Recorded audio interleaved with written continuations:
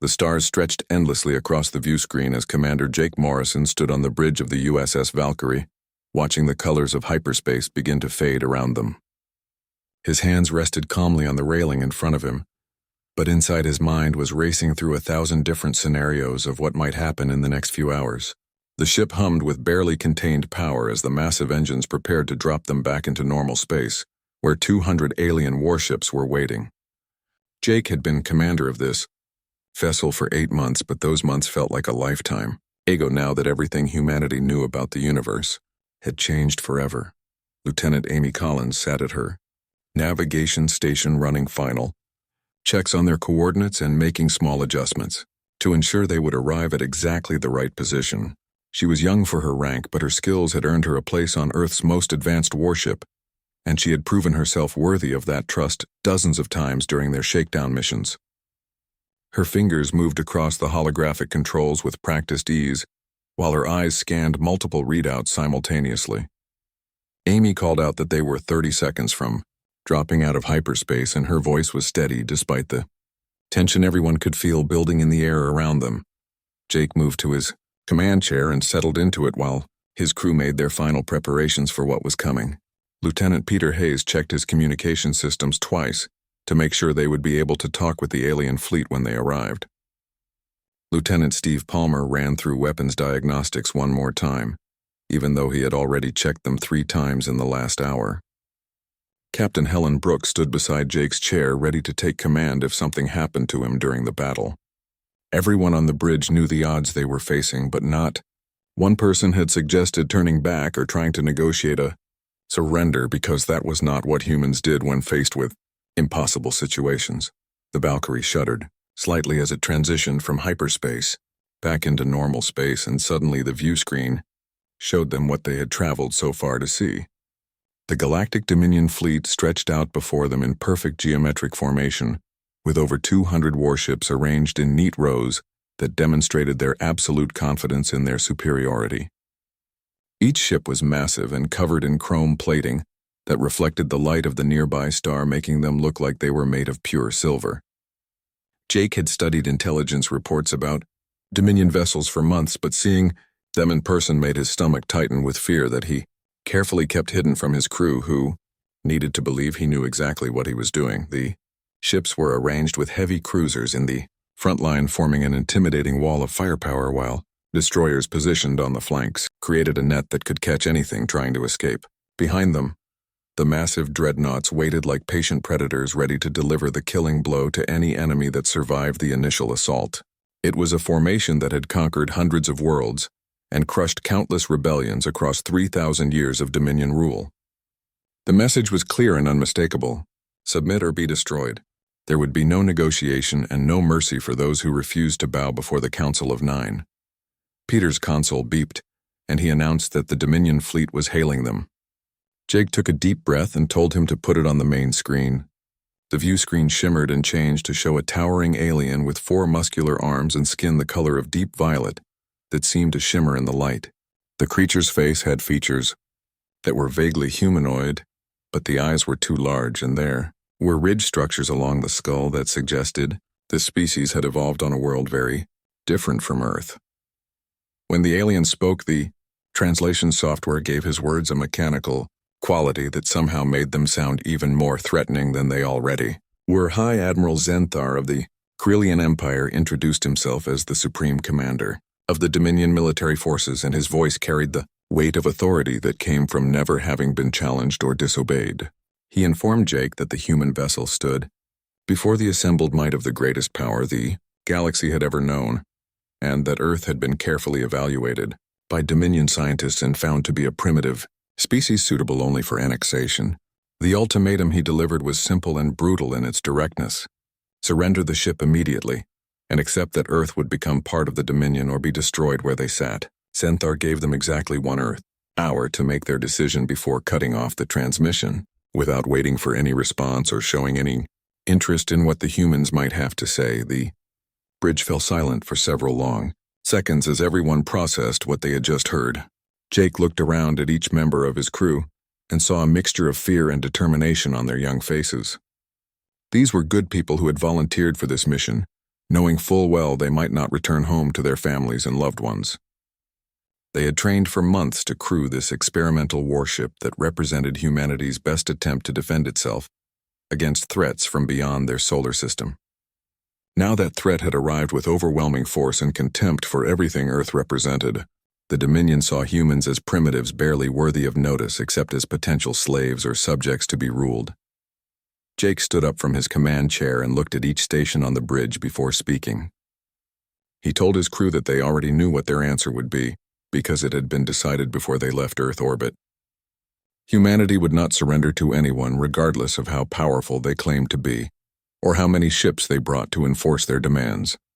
He ordered all stations to go to battle status and prepare for combat operations.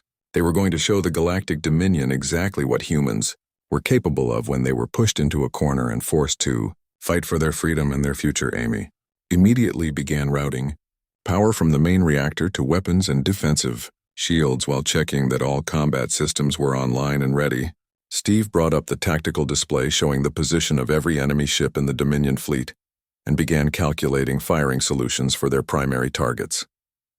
Helen moved to her station and started coordinating with other departments throughout the ship to ensure everyone was ready for what was coming. Peter opened communication channels to all sections of the Valkyrie so Jake could address the entire crew at once and let them know what was about to happen. The alarm klaxons began wailing throughout the ship as crew members ran to their battle stations. In the engineering section, Chief Frank Turner watched the reactor output climb steadily as they prepared to push the systems to their maximum capacity.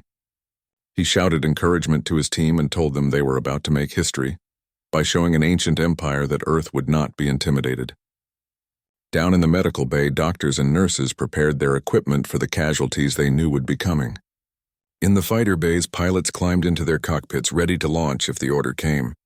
Throughout every deck and corridor of the massive warship, humanity prepared to face an enemy that had never known defeat. Jake stood at the center of the bridge watching the tactical display as the Dominion fleet began to shift its formation. The heavy cruisers were breaking away from the main group and accelerating toward the Valkyrie, with obvious contempt for the single human vessel that dared to challenge them. It was clear that Admiral Zenthar did not consider Earth's ship to be a real threat, and expected this confrontation to be over in minutes. That arrogance and overconfidence might be the only advantage Jake had, and he intended to exploit it for everything it was worth. He had studied every piece of intelligence about Dominion, tactics and technology, and he knew their weaknesses even if they did not realize they had any. The range between the ships closed rapidly as the Dominion cruisers approached. In their perfect formation, Steve reported that all weapon systems were charged and ready to fire on command. Jake studied the enemy ships carefully and selected the lead cruiser as their first target. He gave the order to fire when ready and braced himself for what would come next. The Valkyrie's forward railguns roared to life, with a sound that could be felt throughout the entire ship as they launched depleted uranium rounds at a significant fraction of light speed across the gap between the two forces. The Dominion cruisers' defensive shields flared bright blue as they absorbed the kinetic impact of the railgun rounds. For a moment, Jake feared their weapons would not be powerful enough to penetrate the alien technology. Then Steve's voice came filled with excitement as he reported that cracks were appearing in the enemy shield, and it was weakening under the sustained bombardment. The Dominion shields were powerful, but they were not invincible, and Earth's weapons hit with enough force to damage them. Jake felt hope surge through him as he realized they could actually hurt these ships that had conquered so many worlds before the Valkyrie could fire again. The entire Dominion fleet responded with overwhelming firepower. Hundreds of energy beams and plasma bolts converged on the human ship from multiple angles, creating a storm of deadly fire that lit up the darkness of space. Part 2, the Valkyrie's shields blazed with absorbed energy as the Dominion fleet's weapons hammered against them. Jake gripped his armrest tightly as the deck shuddered beneath his feet and sparks flew from several consoles around the bridge. Amy called out that their shields were holding at 70%, but another barrage like that would seriously damage them.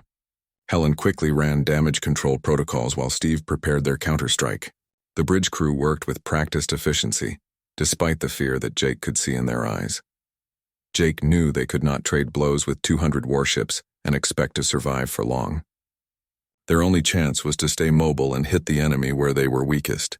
He ordered Danny Scott at the helm to execute evasive pattern Delta 4, which was one of the most aggressive maneuvers in their tactical database.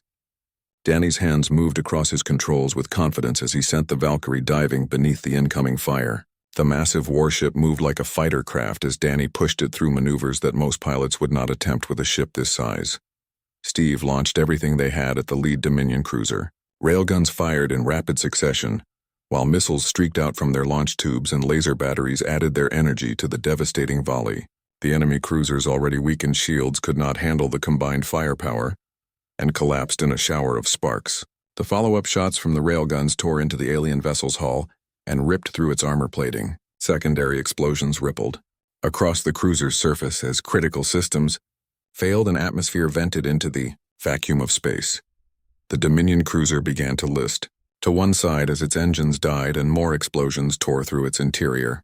Jake watched the tactical display and saw the ship falling out of formation, completely crippled by their attack. Around them, the entire Dominion fleet seemed to pause for just a moment, as if they could not believe what they had just witnessed. That moment of hesitation told Jake everything he needed to know about their enemy. The Dominion had not faced a real challenge in so long that they had forgotten what it felt like to be hurt. Helen observed that the enemy had not expected them to damage their ships. The Dominion shields were supposed to be invincible against primitive weapons, but Earth's railguns hit with enough kinetic energy to overwhelm them. Steve reported that the prototype plasma lance was now fully charged and ready to fire. Jake had been waiting for this moment because the plasma lance was their secret weapon. The science teams back on Earth had taken captured Dominion technology and improved it in ways the aliens had never considered. Jake ordered Steve to target one of the rear dreadnoughts. The massive capital ships were the backbone of the Dominion fleet, and destroying one would send a message that could not be ignored. Steve locked the targeting system onto the largest dreadnought he could find and reported ready to fire. Jake gave the command and the Valkyrie's bow split open to reveal the plasma lance. Energy crackled around the massive cannon as it built up to firing power. The weapon released a beam of superheated plasma that crossed the distance to the dreadnought. In less than 2 seconds, the Dominion dreadnought's shields were designed to withstand sustained bombardment from multiple capital ships, but they had never faced a weapon like Earth's plasma lance. The shields lasted only moments before failing catastrophically. The plasma beam punched through 5 kilometers of armored hull like it was made of paper. The dreadnought broke apart in a massive explosion that sent debris flying in all directions. The shockwave from the explosion buffeted nearby Dominion ships and caused several to break formation.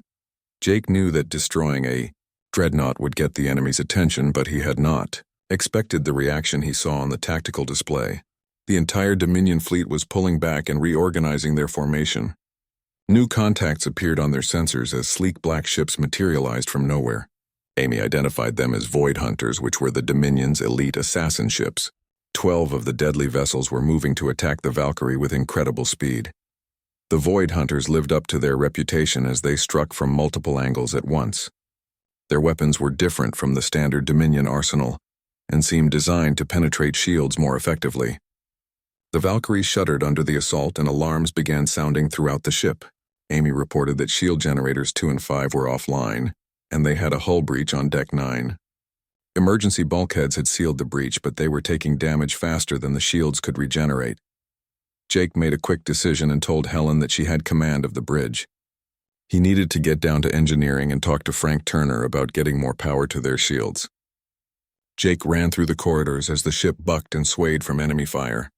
Emergency lights flickered and he could hear the sound of damage control teams working frantically to repair systems. He reached engineering to find Frank and his crew working at a desperate pace to keep the ship together. Frank shouted over the noise that they were already giving everything they had to the shields. If they pushed the reactor any harder, it would go critical, and they would all die. Jake suggested diverting power from non-essential systems like life support in unoccupied sections and recreational facilities. Frank's eyes lit up as he realized that might actually work. He told Jake to give him 2 minutes and started barking orders to his engineering team. Jake activated the ship-wide intercom and addressed every crew member on the Valkyrie. He told them he knew they were outnumbered and facing the greatest military power in the galaxy. But he reminded them that they were human beings and humans did not quit. Humanity had climbed out of caves and reached for the stars through determination and refusal to accept defeat. Jake told his crew that all of Earth was counting on them to show these aliens what humanity was made of. He could feel the mood shift throughout the ship as his words gave them renewed determination. Back on the bridge, Helen was coordinating their defense with calm precision. She ordered Danny to bring them around and put a Dominion destroyer squadron on their starboard side. Steve prepared a full missile barrage with proximity detonation fuses. The Valkyrie spun on its axis and presented its broadside to the attacking destroyers. Missile ports opened along the hull and dozens of warheads streaked into space. They detonated in a coordinated pattern that created a massive wall of shrapnel and electromagnetic pulses. 3 Dominion destroyers vanished completely in the overlapping explosions. 2 more spun away, trailing debris and leaking atmosphere from multiple hull breaches. Helen quietly said that was for Earth as she watched the enemy ships die. The crew could feel the tide beginning to turn as they realized their weapons and tactics were more effective than the Dominion had anticipated. Jake returned to the bridge and saw the determination on every face around him. They were winning. Part 3 High.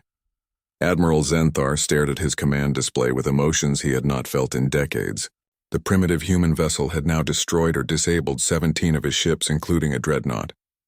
In 3,000 years of Dominion rule, no single ship had ever inflicted such losses on a fleet this size. His tactical officer was trembling as she reported the damage assessments and casualty figures. The Krillian warrior had commanded fleets that had crushed rebellions across dozens of star systems, but he had never faced an enemy like this. Zenthar made a decision that he knew the Council would question, but his pride demanded satisfaction. He ordered all remaining ships to fall back and establish a defensive perimeter around his flagship. The Eternal Judgment was 5 kilometers of pure destructive power and had never lost a battle. He would deal with the humans personally and restore the Dominion's honor. His crew moved quickly to carry out the orders as the massive flagship began to accelerate toward the lone Earth vessel. The Eternal Judgment was powered by a quantum singularity reactor that generated more energy than some stars. Its weapon systems could crack a planet's crust, and its shields could withstand bombardment from an entire fleet. Zenthar had used this ship to destroy civilizations that refused to submit to the Dominion. Today he would add humanity to that list. The flagship's weapons began charging with enough power to vaporize the human ship in a single strike. On the Valkyrie's bridge, Amy's sensors screamed warnings as she detected the energy buildup on the approaching flagship. She reported that the readings were off the scale and their shields would not stop whatever weapon the Dominion admiral was preparing to use. Jake had returned from engineering with his uniform singed from helping damage control teams fight fires in the lower decks. He looked at the tactical display and knew they had only one chance to survive what was coming. Jake told Danny that he needed him to do something crazy. Danny smiled grimly and said that was his specialty. Jake explained that when he gave the word, he wanted Danny to fly them straight at the flagship at full speed, with no evasive maneuvers. The bridge fell completely silent as everyone processed what their commander had just ordered. Helen turned to stare at Jake with disbelief clear on her face. She stated that flying directly at the enemy flagship was suicide. Jake told his crew to trust him, and then gave Steve his orders. The moment they were in range, he wanted every weapon they had fired at the flagship's bridge. Railguns, missiles, lasers, and even the emergency torpedo tubes. Everything. Steve protested that the plasma lance was still recharging and would not be ready in time. Jake said he knew that, and they would have to make do with conventional weapons. He asked if everyone was ready and received reluctant nods from his officers. The Valkyrie's engines flared to maximum output as Danny executed Jake's insane order. The ship leaped forward like a missile aimed directly at the heart of the Dominion fleet. The Eternal Judgment opened fire with multiple weapon systems, but Danny's sudden acceleration threw off their targeting computers. Energy beams and plasma bolts tore through the space where the Valkyrie had been moments before. The flagship's weapons crews struggled to track the wildly accelerating human vessel.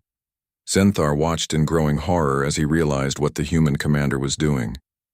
The primitive captain was playing a game of chicken with the most powerful warship in the Dominion fleet. The admiral shouted for evasive maneuvers, but the Eternal Judgment was too massive to turn quickly. The 2 warships were on a collision course, and there was nothing Zenthar could do to avoid it. His crew worked frantically at their stations as they tried to bring more weapons to bear on the approaching threat. Danny announced they were closing to effective range in 5 seconds, His hands remained steady on the controls despite the fact that he was flying them toward certain death if Jake's plan failed. The two massive warships hurtled toward each other at combined speeds that approached a significant fraction of light speed. The distance closed with terrifying speed as every crew member on both ships braced for impact. Jake waited until the last possible moment before giving the order to fire. The Valkyrie unleashed its entire arsenal at point-blank range. Railgun rounds moving at relativistic speed slammed into the flagship's bridge section with devastating effect. Missiles detonated against shields that were already weakened by the kinetic impacts. Laser batteries carved glowing trenches across armored hull plating that began to buckle under the assault. The concentrated firepower tore through the Eternal Judgment's defenses in seconds. At the last possible instant, Danny threw the Valkyrie into a barrel roll that took them beneath the flagship. The two ships missed collision by less than 50 meters as the human vessel passed underneath the Dominion dreadnought. The bridge crew felt their stomachs lurch from the extreme maneuver, but they were alive. Behind them, the Eternal Judgment's bridge exploded in a massive cascade of escaping atmosphere and debris. Secondary explosions rippled across the command section as critical systems failed throughout that part of the ship. The Dominion flagship began to list to one side as its forward momentum carried it past the Valkyrie. Without its command crew, the massive vessel was effectively dead in space. The bridge crew watched in awed silence as their enemy's greatest warship drifted away, trailing debris and bodies. Amy asked in a whisper if they had just killed the Dominion admiral. Steve scanned for life signs and reported multiple contacts throughout the ship, but the bridge section was completely gone. If Zenthar had been there, he was certainly dead. Jake allowed himself a moment to breathe and process what they had accomplished. He told Peter to open a channel to all Dominion ships because it was time to talk. The view screen activated, showing the interior of what appeared to be the fleet's secondary command ship. A younger Krillian officer stared at Jake with a mixture of fear and respect that no human had ever seen from a Dominion commander before. Jake introduced himself as Commander Jake Morrison of Earth and stated clearly that their admiral had attacked without provocation. The Valkyrie had only defended itself. Now he was offering the remaining Dominion forces a choice. They could withdraw their fleet and report to the Council that humanity would not submit to anyone, or they could continue the fight and Jake would destroy every single one of their ships. He told the Krillian officer to choose wisely. The alien officer's 4 hands trembled as he processed Jake's ultimatum. He stated that the Council would never accept this defeat. By humiliating the Dominion fleet, humanity had doomed their entire world to destruction. Jake acknowledged that might be true, but said that Earth would face that doom on its feet, rather than on its knees. He asked again what the Dominion's answer would be. A long, tense silence stretched across the void between the two ships. Jake could see the Krillian officer looking at something off-screen and realized he was consulting with other surviving commanders. The tactical display showed the remaining Dominion ships holding position, but their weapons were no longer charging. Finally, after what felt like an eternity, the enemy formation began to break apart. The Dominion warships turned away and began accelerating toward the edge of the star system. Helen let out a long breath she had been holding and observed that the enemy was withdrawing. Jake nodded, but his expression remained serious. He stated that the Dominion was leaving for now, but they would return. Next time they would bring everything they had because humanity had proven to be a real threat to their power. Part 4. 3 weeks after the battle, the Valkyrie limped into Earth's orbital shipyards looking like it had been through hell. The warship's hull was covered with scorch marks and patched breaches that showed where enemy weapons had torn through their armor. Makeshift repairs were visible along the flanks where the crew had welded plates over damaged sections. But despite the damage, the ship had brought its crew home alive and victorious. That was all that mattered. Jake stood at attention in the United Earth Command briefing room facing a panel of admirals and civilian leaders. The room was deep inside the military headquarters in Geneva, and the walls displayed tactical maps of Earth's solar system. Security was extremely tight because what they were discussing would determine humanity's future. The mood in the room was tense as the leaders processed the implications of what the Valkyrie had accomplished. Admiral Patricia Cole was the chief of naval operations, and she spoke first. She stated that Jake's actions had fundamentally altered humanity's position in the galaxy. The Dominion Council had issued a formal declaration classifying Earth as a hostile power. The entire human species was now considered an enemy of the most powerful empire in known space. She asked Jake if he understood the consequences of what he had done. Jake replied with respect that humanity had been classified as primitives to be conquered before he fired a single shot. At least now the Dominion knew to be afraid of Earth. The Council had given them an ultimatum to submit or die, and humanity had chosen a third option. They had fought back and won. That sent a message that could not be ignored regardless of what happened next. General Marcus Bell leaned forward and interjected that being afraid and being angry were not mutually exclusive. Intelligence reports indicated the Dominion was mobilizing a full battle fleet to attack Earth. They were talking about hundreds of warships that would be coming to destroy humanity's homeworld. The general stated bluntly that one ship would not be enough to stop that kind of force no matter how skilled the crew was. Jake replied firmly that Earth needed to build more ships then. The Dominion had ruled through intimidation and technological superiority for 3,000 years. They had never faced an opponent who could match them ship for ship. But the Valkyrie had proven that human weapons could hurt them, and human tactics could confuse them. Most importantly, human determination had broken them. If one ship could destroy 17 Dominion vessels, then a fleet of human warships could change everything. Secretary of Defense Julia Hart studied Jake carefully before speaking. She pointed out that what he was suggesting amounted to a full-scale arms race with an empire that controlled thousands of star systems. Building enough ships to challenge the Dominion would require resources on a scale that humanity had never attempted before. She asked if Jake truly understood the commitment he was asking Earth to make. Jake met her gaze without flinching and stated that he understood the alternative was slavery or extinction. The Dominion did not negotiate with species they considered inferior. They conquered or destroyed anyone who refused to submit. Earth had seen their ultimatums and chosen to stand up for itself. Now the Dominion would either negotiate with humanity as equals or try to eliminate them as a threat. Either way, Earth needed to be ready for whatever came next. Admiral Cole informed Jake that United Earth Command had reviewed all the combat logs from the battle. His tactics had been unorthodox, to say the least. Flying directly at an enemy flagship was not part of any standard naval doctrine. She asked what had made him think such a desperate maneuver would work. Jake replied that nothing about fighting 200 ships with a single vessel was standard. Desperation had forced him to improvise, and fortunately, his improvisation had worked. A slight smile crossed the Admiral's face as she acknowledged that his tactics had indeed worked. That was why United Earth Command was promoting him to captain and assigning him to oversee construction of Earth's new fleet. The government was commissioning 20 vessels based on the Valkyrie's design. Each ship would incorporate improvements based on the combat data Jake had gathered. He would have input on every aspect of their construction, from weapons to engines to crew training. Jake felt the weight of responsibility settle on his shoulders like a physical burden. He stated carefully that 20 ships would not be enough if the Dominion sent their full strength against Earth. The enemy had thousands of warships spread across the galaxy. Even if every human vessel performed as well as the Valkyrie, they would still be vastly outnumbered. They needed more than just ships. They needed allies.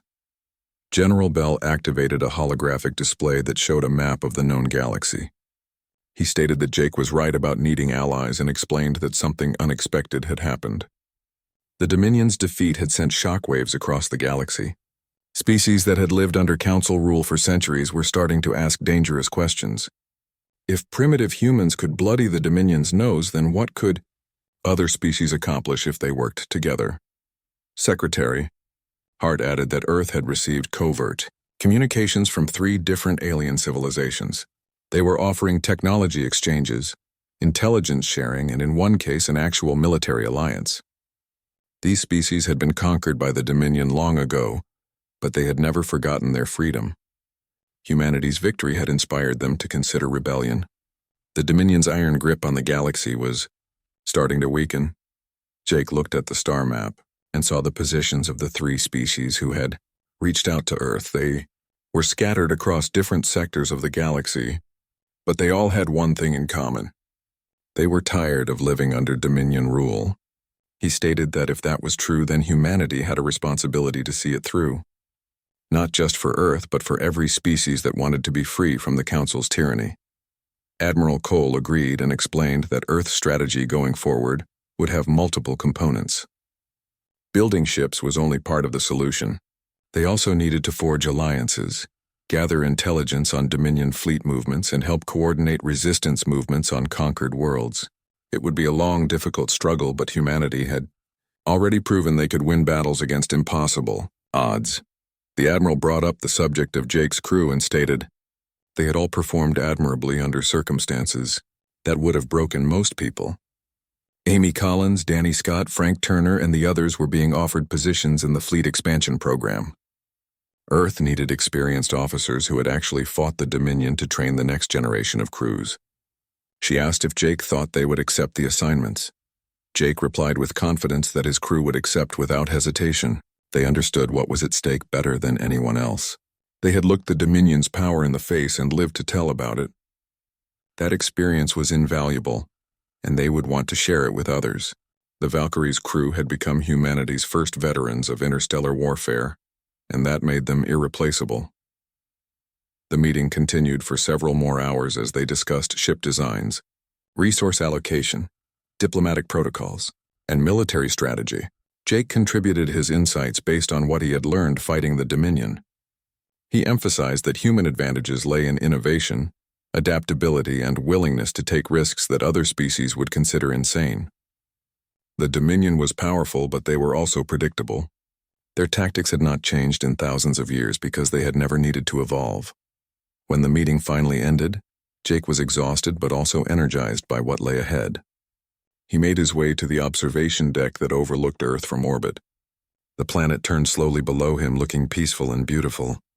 It was hard to believe that this world was now at war with an empire that spanned the galaxy, but humanity had faced extinction before and always found a way to survive. Amy found him staring at Earth and commented that it was quite a view. Jake agreed and said quietly that they were really going to war with the most powerful empire in the galaxy. There was no going back now. Everything they did from this point forward would determine whether humanity remained free or became just another conquered species. Amy asked if he would change what he did given the chance to go back. Would he surrender the Valkyrie if he could do it over? Jake thought about the question seriously before shaking his head. He could not imagine living on his knees under Dominion rule. Humanity had always pushed forward and reached for what seemed impossible. This was just another frontier that needed to be explored and conquered. The fact that this frontier was filled with hostile aliens who wanted humanity dead did not change the fundamental truth. Humans did not give up and they did not surrender. 6 months had passed since the Valkyrie returned to Earth, and the planet had transformed into a massive military-industrial complex. Shipyards that had once built cargo vessels and exploration craft now worked day and night constructing warships. The orbital facilities hummed with activity as construction crews assembled the new fleet that would defend humanity's freedom.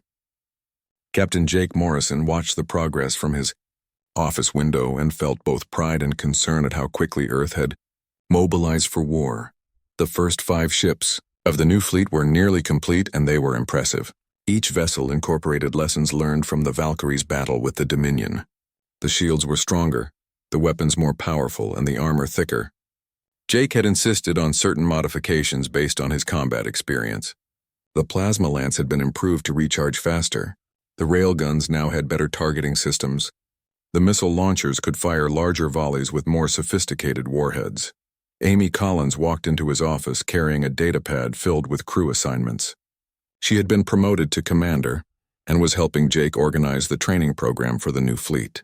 Thousands of volunteers had signed up to serve on the warships after hearing about the Valkyrie's victory. The challenge was sorting through them to find people who had the right skills and temperament for space combat. Amy reported that they had selected the crews for all 5 ships and training would begin next week. Jake reviewed the names on her list and was pleased to see several familiar faces. Danny Scott would command one of the new ships. Frank Turner was overseeing the engineering departments across the entire fleet. Steve Palmer had been promoted and would serve as the fleet's tactical coordinator. Helen Brooks would be Jake's executive officer on the new flagship, which was still under construction. The Valkyrie's crew had been scattered across the fleet to share their experience with as many people as possible. The door chimed and Peter Hayes entered, looking excited. He had been working with the intelligence division analyzing communications from their new alien allies. Peter reported that they had received another message from the Talvan species, who controlled 15 star systems in the Outer Rim. The Talavan had been conquered by the Dominion 200 years ago, but they had maintained their military traditions in secret. Now they were offering to contribute ships to a joint fleet that would challenge the Council's authority. Jake asked how many ships the Talvan could provide. Peter replied that they were talking about 40 warships that were roughly equivalent to Dominion destroyers.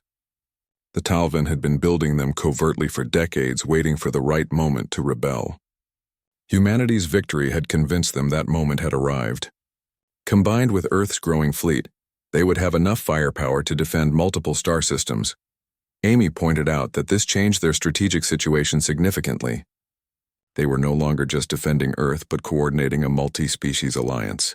That would require diplomatic skills that none of them had been trained for. Jake agreed but noted that they would have to learn quickly. The Dominion had ruled through fear, and by preventing conquered species from communicating with each other. Now that communication was happening, the Council's power structure was beginning to crack. Another message arrived from the Velaran Confederacy, which controlled mining operations in 17 systems. The Velaran were offering raw materials to support Earth's shipbuilding program in exchange for weapons technology. They could not field a military fleet, but they could provide the resources needed to build more ships faster. Jake accepted their offer immediately. Earth's industrial capacity was impressive, but they needed more raw materials than the solar system could provide. The third alien ally was the Kresh Collective, which had a different kind of contribution. They specialized in computer systems and artificial intelligence. The Kresh offered to help upgrade Earth ships with better sensors and targeting systems. They also had intelligence on Dominion fleet movements, because they maintained a network of covert agents throughout Council space.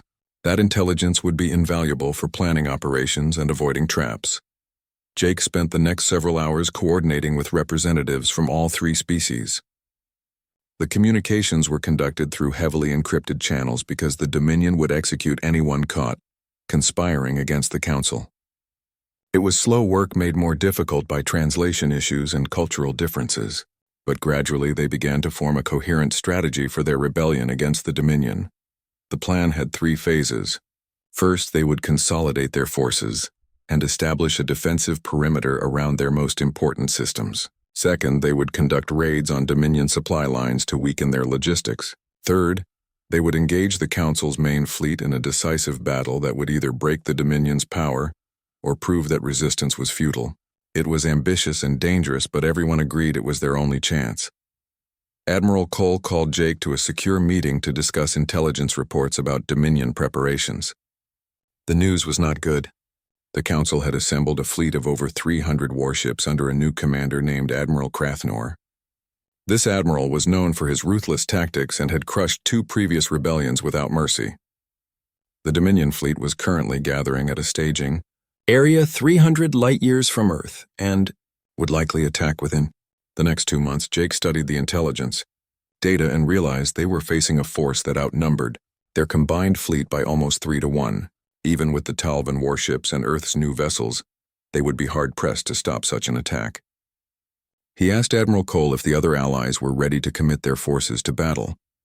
The admiral replied that the Talvan were ready, but the Velaran and Kresh could not provide combat ships. Earth and the Talvan would bear the brunt of the fighting. The situation seemed desperate, but Jake had learned something important from his first battle with the Dominion. Superior numbers meant nothing if you could not bring them to bear effectively. The key was choosing the battlefield and controlling the engagement. He proposed a plan that made Admiral Cole nervous, but she eventually agreed it might work. Instead of waiting for the Dominion to attack Earth, they would take the fight to the enemy. Jake proposed using the Talvan systems as the battleground. The Dominion would have to pass through that region to reach Earth, and the terrain favored defensive operations. There were asteroid fields that could hide ships and nebulae that interfered with sensors. Most importantly, they would be fighting to protect the Talvan homeworld, which would motivate their alien allies to fight harder.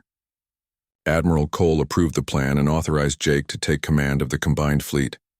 The next month was a blur of activity as ships and crews prepared for battle. Jake moved his command to the new flagship, which had been completed ahead of schedule. The ship was named the Defiant, which seemed appropriate for humanity's position. It was larger than the Valkyrie and carried twice the firepower. The crew was a mix of experienced veterans and eager recruits who had trained intensively for this moment.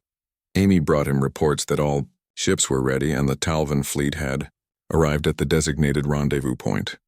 The combined force consisted of 20 Earth warships and 40 Talvan vessels. It was not enough to match the Dominion numbers, but Jake was counting on tactics and determination to even the odds. He addressed the fleet through a video link that connected all the ships. Jake told them they were about to make history. For 3,000 years, the Dominion had ruled the galaxy through fear and overwhelming force. Today they would learn that free people fighting for their homes were stronger than slaves following orders. He acknowledged that many of them might not survive the battle, but their sacrifice would inspire others to continue the fight. The rebellion was bigger than any one species or battle. It was about proving that freedom was worth dying for. The fleet moved into position in the Talvan system and began preparing defensive formations. Jake positioned the Earth ships at key points where they could concentrate their firepower. The Talvan vessels formed a screen that would absorb the first wave of attacks. Hidden among the asteroids were missile platforms and mines that would surprise the Dominion when they arrived. Everything was ready. 2 days later, long-range sensors detected the Dominion fleet approaching. 300 warships came out of hyperspace in perfect formation, showing their confidence. Admiral Krathnor probably expected this would be an easy victory against primitives and rebels. Jake smiled grimly. The Dominion was about to learn the same lesson that Zenthar had learned. Humanity did not surrender and they did not quit. The final battle for galactic freedom was about to begin, and Earth would stand ready. Below in the engineering sections, crews made final checks on weapons and shields. In the medical bays, doctors prepared for casualties.